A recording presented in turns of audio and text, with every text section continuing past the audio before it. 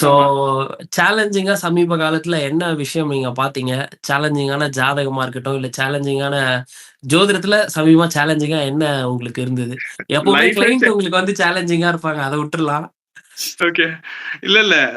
அதாவது எப்படின்னா, அ லைஃபே சேலஞ்சிங்கா தான் போயிட்டு இருக்கேன்னு வைங்களேன். ஓகே. அப்படிதான் போயிட்டு இருக்குது. அ அதாவது வெறுமனே நம்ம வந்து அதான் இவரு சொல்லுவாரு, சந்தானம் சொல்லுவார்ல, "இதுல நெறைய பங்கம் இருக்குது. நம்ம எத பேசுறது?" அப்படின்ற மாரி கணக்கே இல்லாத மாரி வந்து போயிட்டு இருக்குது. ஸோ, அதுல ரொம்ப முக்கியமான விஷயம் என்னன்னு பார்த்தீங்கன்னா, பிஹெச்டி. நம்ம ஓகே. போன வருஷம் பிஹெச்டி பண்ணோம் இல்லையா? ஆ ஒரு யுனிவர்சிட்டில வந்து நம்ம பிஹெச்டி பண்ணியிருந்தோம். அந்த பிஹெச்டி வந்து ப்ராசஸ் வந்து ஸ்மூத்தான ப்ராசஸ் தான் நம்ம வரைக்கும். ஏன் நம்ம வரைக்கும் ஸ்மூத்தான ப்ராசஸ் அப்படின்னு நான் சொல்றேன்னா, கான்செப்ட் வந்து புதுசு இல்ல. ஓகே. ஸோ இதுல வந்து யாரும் வந்து மூக்க நுழைச்சு, ஆ இந்த கான்செப்ட் வந்து நீங்க இந்த மாரி பிஹெச்டி டைட்டில மாத்திக்கோங்க. அல்லது நீங்க என்ன என்ன கான்செப்ட்ல நீங்க பிஹெச்டி பண்றீங்களோ, அந்த கான்செப்ட்ட மாத்துங்க. இல்ல ஜாதகங்கள மாத்துங்கன்னு சொல்லிட்டு ரொம்ப பெரிய கரெக்ஷன்ஸ் வந்து நம்மகிட்ட சொல்ல முடியாதுல்ல. Okay, okay. ஏன்னா, அந்த கான்செப்ட்ட இன்ட்ரோடியூஸ் பண்ணதே நம்ம தான். இவ்வளோ ம். வருஷமா நம்ம அத கேரி பண்ணிட்டு போயிட்டு இருக்கிறது நம்ம தான். ஸோ, ஆமா. அப்போ இத பத்தி வெளி ஆட்கள் யாரும் வந்து பெருசா கமெண்ட் பண்ண முடியாது. அது எக்ஸ்டர்னலா இருக்கட்டும், யாரா இருக்கட்டும், பெருசா வந்து கமெண்ட் பண்ண முடியாது. பெருசா கரெக்ஷன்ஸ் சொல்ல முடியாது. ஏன் பெருசா கரெக்ஷன் சொல்ல முடியாதுன்னா, அ அப்படி கரெக்ஷன் சொல்லணும்னா, அது வந்து நம்ம கான்செப்ட் இல்லாம ஏற்கனவே ட்ரெடிஷனலா இருந்த ஒரு கான்செப்ட் எடுத்து நம்ம ஒரு பிஹெச்டி மாரி பண்றோம். அதுல நம்ம ஏதாச்சும் புதுசா நம்ம புகுத்துறோம்னா, இடர்பாடுகள் வரும். கான்செப்ட்டே புதுசு அப்டின்னா, பெருசா நம்ம வந்து இது பண்ண முடியாது. ரெஸ்ட்ரிக்ஷன்ஸ் எதுவும் இருக்காது. ரெஸ்ட்ரிக்ஷன்ஸ் எதுவும் எனக்கு பெருசா இருந்ததில்ல. ஓகே. கைடு கிட்ட இருந்தும் சரி, எக்ஸ்டர்னல் கிட்ட இருந்தும் சரி, ஃபுல் சப்போர்ட் இருந்துச்சு. ஆனா, எல்லா இடத்துலயும் வந்து நல்ல விஷயங்கள் இருக்கிற மாரி, சில விஷயங்கள் அதாவது சில வந்து அந்த இது சொல்லுவாங்க இல்லைங்களா? புல்லுருவிகள் அப்டின்னு சொல்லுவாங்க. சில வந்து இதுன்னு சொல்லுவாங்க. அந்த அந்த விமர்சனங்கள்னு சொல்லுவாங்க இல்லைங்களா? அது ஓகே. வந்து நமக்கு வந்து இருக்கிற மாரி, சில இடங்கள்ல வந்து அது இருந்துச்சு. அ அது எந்த மாரியான விமர்சனங்களா இருந்துச்சு அப்டின்னா, அ இருக்கீங்க இல்லையா? லைவ்ல இருக்கீங்களா? கேட்டுட்டு இருக்கீங்களா? கேக்குது சார். நான் பேசுறது கேக்குதுங்களா? கேக்குது, கேக்குது. ஓகே. அது இருந்துச்சு. சில சில டிஸ்டர்பன்ஸ் இருந்துச்சு. என்ன மாரி டிஸ்டர்பன்ஸ் அப்டின்னா, இந்த வைவான்னு ஒண்ணு வரும் தெரியுங்களா? பிஎஸ்டில ஆமா, எப்பவும். ஆமா. ஆ. அந்த வைவால வந்து என்ன மாரி நெனச்சேன்னா, அத நான் காமெடியா தான் பார்க்குறேன். அத நான் வந்து ரொம்ப பெரிய ஒரு ஒரு ட்ராபேக்கா நான் பார்க்கல. அதுல சில பேரு நம்மளுடைய அ அ மரபணு ஜோதிடத்துக்கு எதிரான கருத்து கொண்டவர்கள் இருப்பாங்கல்ல. ஆமா. அ எப்பவுமே நல்லவங்கன்னு இருந்தா, அதுல வில்லன்னு ஒருத்தர் இருந்து தானே ஆகணும். சரி வில்லன்னு சொல்லி நம்ம அந்த அளவுக்கு ரொம்ப பெருசு பண்ண வேண்டிய அவசியம் இல்ல. அதுல சில பேர் வந்து என்ன 1, 2 பேரு வந்து என்ன மாரியான ஒரு கருத்து அந்த வைவால தெரிவிச்சிருந்தாங்க அப்டின்னா, டெமோ வைவாலயே சொல்றேன். ஓகே. டெமோ வைவால என்ன மாரி கருத்து தெரிவிச்சிருந்தாங்கன்னா, இது இந்த பிறந்த நட்சத்திரங்கள் இருக்கு இல்லீங்களா? கிரகங்கள் ஆமா, பிறந்த நட்சத்திரங்கள் அப்டின்னு சொல்லிட்டு இருக்கு இல்லீங்களா? ஆமா. அந்த கிரகங்கள் பிறந்த நட்சத்திரத்த நீங்க எப்படி இந்த கிரகம் இந்த நட்சத்திரத்துல தான் பிறந்திருக்கு அப்டின்றதுக்கு என்ன சான்று அப்டின்னு கேட்கறாங்க. இது வைவால கேட்கறாங்க. Okay, okay, okay. யோசிச்சு பாருங்க. ஏன்னா, அதாவது நம்மளுடைய அந்த மூலத்திரிகோண வீடுன்னு ஒரு கான்செப்ட் இருக்குல்ல. ஆமா, ஆமா. இந்தந்த கிரகத்துக்கு இன்னென்ன வீடுகள் மூலத்திரிகோண வீடுன்னு இருக்கு இல்லைங்களா? ஆமா, ஆமா. அதுக்கு வந்து சான்று கேட்கறாங்க. எப்பவுமே இந்த பிஹெச்டின்னு ஒண்ணு சப்மிட் பண்ணும்பொழுது, மூல நூட்கள வந்து ரெஃபரன்ஸ் கேட்பாங்க. நீங்க எந்த கண்டிப்பா, நூல்ல இருந்து நீங்க இத எடுத்தீங்கன்னு கேட்பாங்க. கண்டிப்பா. ஓகேங்களா? ஆனா, மூல நூல்கள்ல நம்ம வந்து ரெஃபரன்ஸா குடுக்கணும்னு வச்சுக்கோங்களேன். அது ஏற்கனவே இருந்த டாபிக் ஏற்கனவே யாரோ ரிசர்ச் பண்ணி எழுதி வச்ச டாபிக்க நம்ம மறுபடியும் எடுத்து பிஹெச்டி பண்றோம்னா தான் நம்ம மூல நூல்கள ரெஃபரன்ஸ் குடுக்க முடியும். கண்டிப்பா, ஓகேங்களா? கண்டிப்பா. ஆமா. ஆமா. நம்ம புதுசா ஒரு கான்செப்ட்ட உருவாக்குறோம். இல்ல இருக்கிற கான்செப்ட்ல இருந்து நம்ம புதுசா ஒரு விஷயத்த டிரைவ் பண்றோம்னா, நம்ம அதுக்கு மூல நூல் ரெஃபரன்ஸ் பெருசா குடுக்க முடியாது. கண்டிப்பா. ஓகேங்களா? இருந்தாலும் நான் வந்து என்ன பண்றேன் அப்டின்னா, இந்த மாரி கிரகங்கள் பிறந்த நட்சத்திரம் அப்டின்றதுக்கு சில நூல்களினுடைய ரெஃபரன்ஸ் எல்லாம் குடுக்குறேன். அதுல வந்து ஒரு நபர் இருப்பாங்கல்ல, பேனல்ல வந்து ஆக்சுவலா அவரு எக்ஸ்டர்னலும் கிடையாது. அவரு வந்து அந்த ஒரு அதாவது கைட வந்து இந்த விஷயத்த வந்து அப்ரூவ் பண்ணக்கூடிய பெர்சனும் கிடையாது. ஓகேங்களா?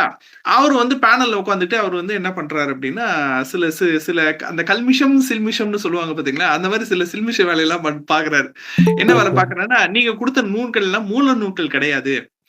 அதனால வந்து சமகாலத்தினுடைய நூல்கள் தான். எல்லாம் ஒரு 50, 100 வருஷத்துக்குள்ள இருக்கக்கூடிய நூல் தான் நீங்க ரெஃபர் பண்றீங்க. ஓகே. பராசரர் காலத்து நூல்கள் எல்லாம் பார்த்தீங்கன்னா, நீங்க குடுக்குற மாரியான இந்த கிரகங்கள் இந்த இந்த நட்சத்திரத்தில தான் பிறந்துச்சு அப்டின்றதுக்கான குறிப்பெல்லாம் பராசரர் நூல்ல கிடையாது. ஓகே. அதனால நீங்க வந்து டாபிக்கே மாத்துங்க அப்டின்றாரு. எப்போ டெமோ வைவால உட்காந்துகிட்டு. இல்ல டாபிக்கே மாத்துங்கன்னா, எல்லா கோட்டையும் அழிச்சுட்டு முதல்ல இருந்து வரணுமா? முதல்ல இருந்து போடுங்கன்னு. எப்போ சொல்றாரு? ஆக்சுவலா அவரு வந்து நமக்கு கைடும் கிடையாது. அவரு வந்து நமக்கு எக்ஸ்டர்னலும் கிடையாது.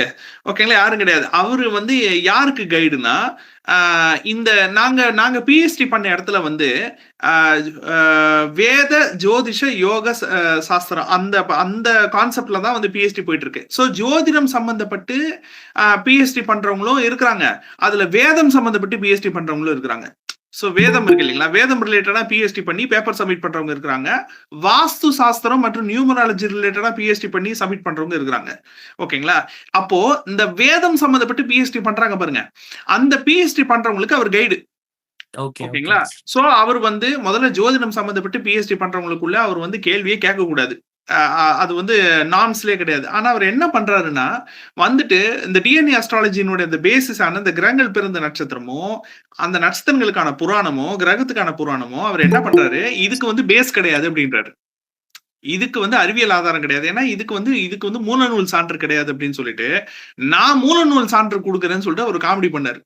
என்ன காமெடி பண்ணாருன்னா, அவரு வேதத்துல இருக்கிற சில பாட்டுகள்லாம் இருக்கும்ல, கிரகத்துக்கான ரெஃபரன்ஸ் பாட்டுகள்லாம் இருக்கும்ல, அந்த ரெஃபரன்ஸ் பாட்டெல்லாம் எடுத்துட்டு சொல்றாரு, நான் சொல்றது எப்படி இருக்குன்னு மட்டும் நீங்க பாருங்க. சூரியன் இந்த திதியில பிறந்துச்சு, சந்திரன் இந்த திதியில பிறந்துச்சு, இந்தந்த கிரகம் இந்தந்த திதியில பிறந்துச்சுன்னு சொல்லிட்டு எனக்கு ரெஃபரன்ஸ் குடுக்குறாரு. என்ன சொல்றேன்னு புரியுதா உங்களுக்கு? அதாவது உங்க ரிசர்ச்க்கு அவர் ரெஃபரன்ஸ் குடுக்குறாரு. அவர் ரெஃபரன்ஸ் குடுக்குறாரு. முதல்ல நம்ம ரிசர்ச்சே என்னன்னு அவருக்கு தெரியாது. கான்செப்ட்டே என்னன்னு அவருக்கு தெரியும். எதுவுமே தெரியாது. டிஎன்ஏ அஸ்ட்ராலஜினா என்னன்னு ஆணி கூட தெரியாது. அவர் என்ன பண்றாருன்னா, சூரியன் இந்த திதியில பிறந்துச்சுன்றாரு, சந்திரன் இந்த திதியில பிறந்துச்சுன்றாரு. ஓகேங்களா? ஏன் நான் அந்த பாயிண்ட் சொல்றேன்னா, இப்பதான் உங்களுக்கு ஷாக்கிங்கான ஒரு ஹாண்டட் இன்ஃபர்மேஷன் நான் சொல்லணும். ஓகேங்களா? இப்போ சூரியனும் சந்திரனும் இந்தந்த திதியில பிறந்துச்சுன்னு வேதத்துல குறிப்பிட்டிருக்குன்னு இப்ப அவர் சொல்றாரு. முதல்ல திதின்னா என்ன ராகுல்? திதின்னா என்ன? சூரியனுக்கும் சந்திரனுக்குமான டிஸ்டன்ஸ் தானே திதி. இடைவெளி தான் திதி. ஆமா. ஆமா. அப்போ சூரியனும் சந்திரனும் பிறக்கிறதுக்கு முன்னாடி திதியே கிடையாதுல்ல. அந்த மனுஷன் என்ன பண்றாரு, சனி கிரகம் இந்த திதியில பிறந்துச்சு. சரிப்பா, நான் அதெல்லாம் கூட மன்னிச்சு விட்டேன். ஓகேங்களா? சூரியன் இந்த திதியில பிறந்துச்சு, சந்திரன் இந்த திதியில பிறந்துச்சுன்னு சொன்னாரு பாக்கணும். ஓகேவா? சரி. இப்படி சொன்னவர் யாருன்னு நீங்க நினைக்கிறீங்க? எப்பேற்பட்ட ஒரு ஆளா இருப்பாருன்னு நினைக்கிறீங்க? அதாவது ஜோதிடம் அப்படின்ற ஒரு நாலேஜே வந்து அவருக்கு இருக்காதுன்னு தானே நம்ம புரிஞ்சிருக்க முடியும். என்னப்பா ஒரு பேசிக் அண்டர்ஸ்டாண்டிங் கூட கிடையாது. இவரெல்லாம் வந்து திதி நட்சத்திரம் பத்தி இவர் பேசுறாரு அப்படின்னு சொல்லிட்டு. ஆனா அவர் உண்மையிலே யாரு தெரியுங்களா? அத பத்தி கேள்விப்பட்டேன். எனக்கு ஹார்ட் அட்டாக்கே வந்துருச்சு. அவர் யாரு தெரியுங்களா? பஞ்சாங்கம் எழுதுறவர் ராகுல். அடே அப்பா. பஞ்சாங்கம் எழுதுறவருங்க. ஓகே. இவ்வளவு காலமாக நம்ம இந்த பஞ்சாங்கம்லாம் எழுதி இது பண்றாங்கல்ல. இந்த பாம்பு பஞ்சாங்கம், திரிகணித பஞ்சாங்கம், இப்ப நம்ம வந்து யூஸ் பண்ணிட்டு இருக்க இந்த பஞ்சாங்கம் இருக்கு இல்லைங்களா? அந்த பஞ்சாங்கத்தை எழுதி பிரிண்ட் பண்ணி அதை விநியோகம் செய்கின்ற ஒரு நபர். நான் இந்த கான்செப்டை நான் இப்ப சொல்லும் போதே பல பேருக்கு அவருடைய பேரு தெரிஞ்சிருக்கும். ரொம்ப பரிச்சயமான நபர் அவரு. நான் பேர் சொல்ல விரும்பல. ஓகேங்களா? ஆனா எனக்கு என்ன ஆச்சரியம்னா, ஒரு பஞ்சாங்கத்தை எழுதுறவரு, பஞ்சாங்கம்ன்றது தூய தமிழ்ல நம்ம என்ன சொல்லுவோம், ஐந்திரம்னு சொல்லுவோம். கரெக்டுங்களா? ஐந்திரம்னா என்ன? திதி, யோகம், கரணம், நட்சத்திரம், இது அனைத்தும் சேர்ந்தது தானே உங்களுக்கு வந்து பஞ்ச அங்கம். கிரக நிலைகள் இதெல்லாம் சேர்ந்தது தானே உங்களுக்கு வந்து பஞ்சாங்கம். அப்போ ஒரு திதியை பத்தியோ, யோகத்தை பத்தியோ, கரணத்தை பத்தியோ, அல்லது வந்து அந்த அந்த கிரக நிலைகள் பத்தியோ, நட்சத்திரத்தை பத்தியோ, இந்த பஞ்ச அங்கங்களை பத்தி ஒரு பேசிக் ஒரு அண்டர்ஸ்டாண்டிங், ஒரு காமன் சென்ஸ். சூரியனும் சந்திரனும் சேர்ந்ததுதான் உங்களுக்கு வந்து திதி. சூரியனுக்கும் சந்திரனுக்குமான டிஸ்டன்ஸ் தான் உங்களுக்கு திதின்றது ஒருத்தருக்கு தெரிஞ்சிருந்துச்சுன்னா, சூரியன் இந்த திதியில பிறந்தது, சந்திரன் இந்த திதியில பிறந்ததுன்னு யாராவது சொல்லுவாங்களா? ஓகேங்களா? அதாவது நான் ஆடி போயிட்டேன். சார் அவர் என்ன புக்க சார் அவர் ரெஃபரன்ஸா சொல்றாரு இதுக்கு? அவர் ரெஃபரன்ஸா சொல்றது என்ன தெரியுங்களா? வேத நூல்கள். ஏதாவது ஸ்பெசிபிக்கா சொன்னாரா இந்த நூல்ல இது இப்படி இருக்கு? அந்த வேதத்தை அடிப்படையா வச்சு புராண கதைகள் எழுதியிருப்பாங்கல்ல. ஆமா. இப்ப சூரியன் இப்ப வந்து யாருடைய புள்ளன்னு சொல்லுவாங்க வேதத்துல? சூரியன் வந்து கசியப்ப முனிவரோட புள்ளன்னு சொல்லுவாங்க. கசியப்ப முனிவர். ஓகேங்களா? அப்போ கசியபர் அப்படின்றவர் யாரு? காசிப்ப முனிவர்னு பேரு. அவர் தான் கசியபர். இப்போ அவருடைய பையன் தான் வந்து ஹிரண்ய கசிபு. ஆக்சுவலா ஹிரண்ய கசிபு கிடையாது, ஹிரண்ய கசியப் அவன் பேரு. சோ கசியப முனிவருடைய புள்ள ஹிரண்யன் அவனுடைய பேரு. கசியபர் அப்படின்றது அவங்க அப்பாவோட பேரு. ஓகேங்களா? Okay right. அப்போ இந்த கஸ்யப முனிவருக்கு பிறந்தவர்கள் தான் தேவர்கள். இந்த கஸ்யப முனிவருக்கு பிறந்தவர்கள் தான் நாகர்கள். இந்த கஸ்யப முனிவருக்கு பிறந்தவர்கள் தான் இன்னைக்கு நம்ம பார்க்குற எல்லா கேரக்டர்ஸும். சூரியன்லாம் கஸ்யப முனிவருக்கு பிறந்தவர் தான். ஓகேங்களா? அக்கார்டிங் டு புராணம். ஆனா நான் என்ன கேட்கிறேன், புராண கதை அப்படின்றது வேற, ஹிஸ்டாரிக்கல் ரெஃபரன்ஸ்ன்றது வேற. 2த்தையும் நீங்க வந்து சம்மந்தப்படுத்த முடியாது. 2ம் வந்து ஒண்ணோட ஒண்ணு தொடர்பு பெரிதளவுல தொடர்பு இல்லாதது. வரலாறு அப்படின்றது உண்மையிலேயே நடந்தது. புராணம் அப்படின்றது இட்டுக்கட்டின கதை. ஓகேங்களா? ஆனா அந்த புராணத்துல மைத்தாலஜி நம்ம ஏன் சொல்றோம் அப்படின்னா, அதுல உண்மையா நடந்த சம்பவங்களினுடைய ரெஃபரன்ஸஸ் இருக்கும். கற்பனை கதையும் இருக்கும். சோ அது முழுக்க வந்து கற்பனை கதையும் கிடையாது. முழுக்க உண்மையா நடந்ததும் கிடையாது. கரெக்ட் தானே? ஏன்னா லாஜிக்னு ஒண்ணு இருக்குல்ல. ஒரு ஆமா. மனுஷனுக்கு எப்படி ஒரு கிரகமே பொறக்க முடியும்? இருக்கு இல்லையா? ஓகேங்களா? அப்போ நம்ம புராணத்த நம்ம முழுசா நம்ம ஏத்துக்க முடியாது. அதே சமயம் புராண இதிகாச கதைகள நம்ம முழுசா மறுக்கவும் முடியாது. ஆமாமாமா. ஓகேங்களா? ராமாயணம், மகாபாரதம் அப்படின்ற ஒரு சம்பவம் நடந்தது உண்மை. அப்படின்ற ஒரு கதை நடந்தது உண்மை. அதுக்கான ரெஃபரன்ஸஸ் இருக்கு. அயோத்தி இன்னும் இருக்குது. மகாபாரதம், துவாரகை இன்னும் கடலுக்குள்ள இருக்குது. ஓகேங்களா? ஆனா அத சுத்தி நெறைய கதைகள் இருக்கும். ஆமா. ஓகேங்களா? அந்த கதைகள்ல ஃபிக்ஷனும் இருக்கும், ஹிஸ்டரியும் இருக்கும்.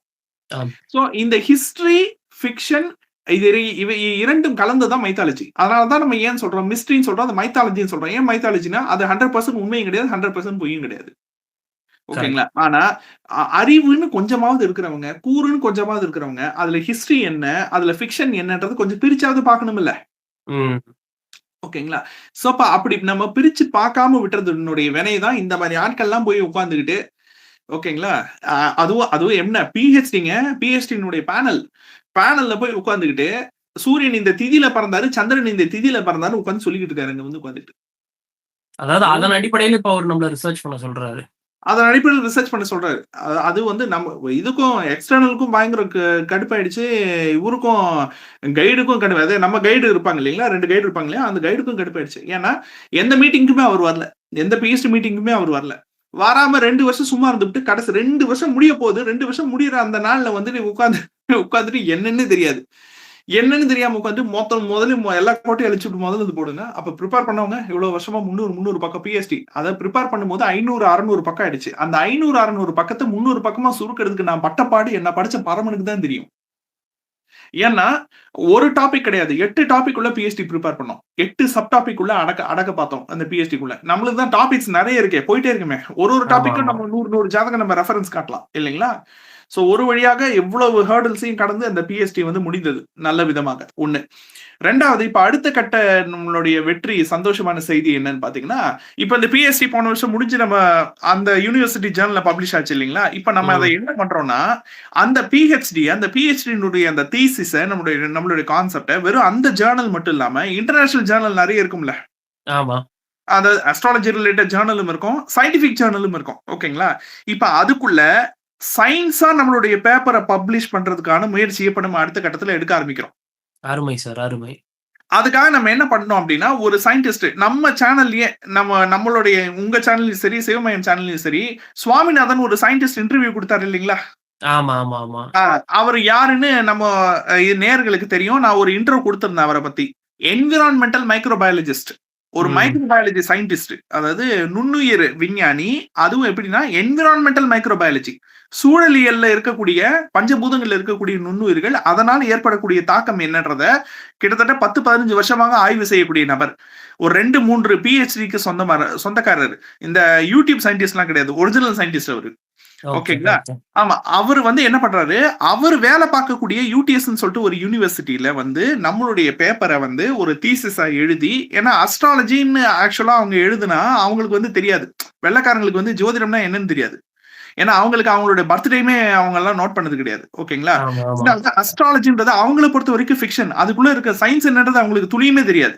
அதனால என்ன பண்றாரு அப்படின்னா, ஆஸ்ட்ரோ பயோபிசிக்ஸ், ஜெனட்டிக்கல் டேட்டா, இந்த மேத்தமெட்டிக்கல் கால்குலேஷன்ல, அதாவது நான் ரெப்ரசென்ட் பண்ற இந்த மேத்தமெட்டிக்கல் டிஎன்ஏ அஸ்ட்ராலஜி மேத்தமெட்டிக்கல் கால்குலேஷன்ல ஜெனட்டிக்கல் டேட்டா இருக்குதுன்னு சொல்லிட்டு மனுஷன் என்ன தெரியுமா பண்ணிருக்காரு, ஃபாரன்சிக் டிபார்ட்மெண்ட்டுக்கு இது பரிந்துரை பண்ணிருக்காரு. Forensic department. சோ ஃபாரன்சிக் டிபார்ட்மெண்ட்ல 2 சயின்டிஸ்ட் வந்து கலந்துருந்தாங்க. யார் தெரியுமா? கையெழுத்தை வச்சு இவங்க தான் அப்பா இவங்க தான் அம்மான்னு ஆராய்ச்சி பண்றவங்க. ஹேண்ட் ரைட்டிங்கை வச்சு. ஓஹோ! Okay, okay. அது ஒரு ரிசர்ச் இருக்குது. ஃபாரன்சிக்ல. அப்பாவோட ஹேண்ட் ரைட்டிங் எப்படி இருந்துச்சுன்னா, குழந்தையோட ஹேண்ட் ரைட்டிங் இப்படிதான் இருக்கும். அம்மாவோட ஹேண்ட் ரைட்டிங் இப்படிதான் இருக்கும். அப்படின்னு சொல்லிட்டு ஒரு ரிசர்ச் இருந்துச்சு. சோ அவங்க வந்து ஒரு சயின்டிஸ்ட் வந்தாங்க. இன்னொரு சயின்டிஸ்ட் யாருன்னா, ஃபிங்கர் பிரிண்ட்ட வச்சு வந்து அனலைஸ் பண்றவரு. ஃபாரன்சிக்ல ஃபிங்கர் பிரிண்ட் இருக்கு இல்லைங்களா? அந்த ம். 2 சயின்டிஸ்ட் முன்னாடியும் நம்மளுடைய தீசிஸ அவர் எக்ஸ்பிளைன் பண்றாரு. நானும் எக்ஸ்பிளனேஷன் குடுத்தேன். இப்ப அவங்க வந்து கொஞ்சம் ஓரளவுக்கு அவங்களுக்கு அது கொஞ்சம் புரிஞ்சு, ஒரு 20-30% அவங்களுக்கு புரிஞ்சு, அதோட ரைட் அப் இப்ப கேட்டிருக்காங்க. கேட்டு இன்னும் டீடைல்டான ஒரு செஷன் நெறைய எக்ஸ்பிளனேஷன் அவங்களுக்கு குடுத்து, அந்த யூனிவர்சிட்டில வந்து இப்ப நம்ம அப்லோட் பண்ண போறோம். அப்படி நம்ம அந்த அந்த யூனிவர்சிட்டில ஒரு பப்ளிகேஷன்ல நம்மளோட தீசிஸ் அப்லோட் ஆயிடுச்சுன்னா, டிஎன்ஏ அஸ்ட்ராலஜி வெறும் டிஎன்ஏ அஸ்ட்ராலஜியா இருக்காது. டிஎன்ஏ அஸ்ட்ராலஜிக்கல் சயின்ஸ்ன்றதையும் தாண்டி, ஆஸ்ட்ரோ பயோடேட்டா ஜெனடிக்கல் பேட்டர்ன்ற பேப்பர்ல நம்மளோட இது வந்து பப்ளிஷ் ஆகும். அருமை சார், அருமை. ஆமா. இது 1. 2வது இந்த இந்த நம்மளுடைய தீசிஸ நெறைய யூனிவர்சிட்டிக்கு அடுத்தடுத்து அனுப்பலான்னு எப்படி அனுப்பலாம்னா, மெடிக்கல் சம்பந்தப்பட்ட யூனிவர்சிட்டிஸ் எல்லாம் இருக்குல்ல. Medical research journals. சோ ஆமா. அது வந்து ஒவ்வொருத்தருடைய 6ஆம் பாவம் சம்பந்தப்பட்ட அவங்களுக்கு வரக்கூடிய கர்ம பதிவு, அதனால அவங்களுக்கு ஏற்படக்கூடிய அந்த நோய்கள் இருக்கும் இல்லைங்களா? சோ ஆமாமா. அது ரிலேட்டடாவும் ஜாதகத்த கலெக்ட் பண்ணி, நம்மகிட்ட இருக்கிற டேட்டாவையும் மேட்ச் பண்ணி, பின் பண்ணி, அடுத்த கட்ட முயற்சி நடந்துட்டு இருக்குது. சோ இந்த யூனிவர்சிட்டிஸ்க்கு அனுப்புறது. ஓகேங்களா? அருமை சோ சார். இந்த மாரி நெறைய சயன்டிஃபிக் ஜர்னல்ல நம்மளுடைய ரிசர்ச் வந்து இப்போ வந்து பப்ளிஷ் ஆச்சுன்னு வைங்களேன். நெறைய சயன்டிஃபிக் ஜர்னல்ல வந்து பப்ளிஷ் ஆற பட்சத்துல, நமக்கு என்னன்னா, அங்கீகாரம் சாதாரண அங்கீகாரம் கிடையாதுங்க. இது வந்து இன்டர்நேஷனல் அங்கீகாரம் நமக்கு கிடைக்கும். சர்வதேச அங்கீகாரம். அதாவது சர்வதேச அறிவியல் சமூகத்துக்கிட்ட இருந்து நம்மளுடைய மரபணு ஜோதிடம் வெறும் ஜோதிடம் அல்ல. இது வந்து டிஎன்ஏ சயின்ஸ்ன்ற ஒரு அங்கீகாரம் நமக்கு கிடைக்கும்.